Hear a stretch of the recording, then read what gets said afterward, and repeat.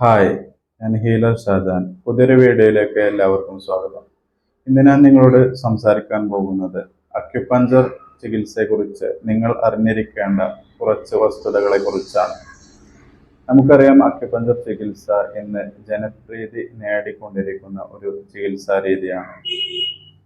ഇന്ന് ഒരുപാട് ആളുകൾ അക്യുപഞ്ചർ ചികിത്സയെ ആശ്രയിച്ച് അവരുടെ ആരോഗ്യത്തെ നിലനിർത്തുന്നു. ഇങ്ങനെ അക്യുപഞ്ചർ ചികിത്സ ചെയ്യുമ്പോൾ നമ്മൾ അത് അനുഭവസ്ഥർ പറഞ്ഞ അറിവിലൂടെ പോയി ചെയ്ത് നമ്മുടെ രോഗങ്ങൾ സുഖപ്പെട്ടതായിട്ടാണ് നമുക്ക് അനുഭവപ്പെടാറ്.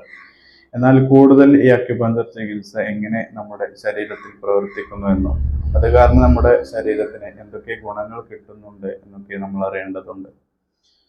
കാര്യമായിട്ട് അക്യുപഞ്ചർ ചികിത്സ സ്വീകരിക്കുന്നത് കൂടുതൽ വേദനയുള്ളവരാണ്.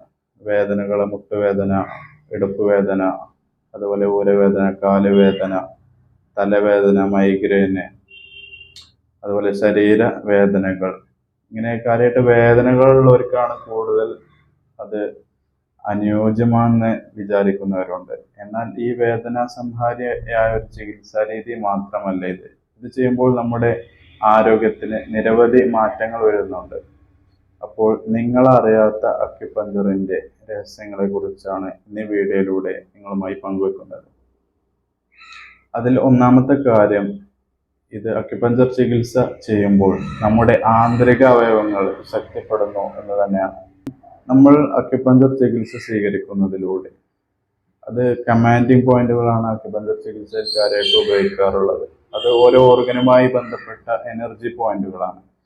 ആ പോയിന്റിൽ ടച്ച് ചെയ്യുന്നതിലൂടെയോ അല്ലെങ്കിൽ അവിടെ നീഡിൽ ഇൻസേർട്ട് ചെയ്ത് സ്റ്റിമുലേറ്റ് ചെയ്യുന്നതിലൂടെയൊക്കെ ആ ആന്തരിക അവയവങ്ങൾക്ക് കൂടുതൽ ശക്തി കിട്ടുന്നുണ്ട്.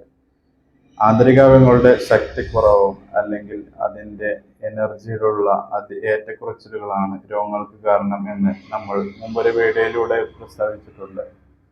ഈ ആന്തരിക അവയവങ്ങളുടെ ഏറ്റക്കുറച്ചിലുകൾ പരിഹരിക്കുന്നതിലൂടെ തന്നെ ശരീരത്തിന് കൂടുതൽ ഗുണങ്ങൾ കിട്ടുന്നുണ്ട്.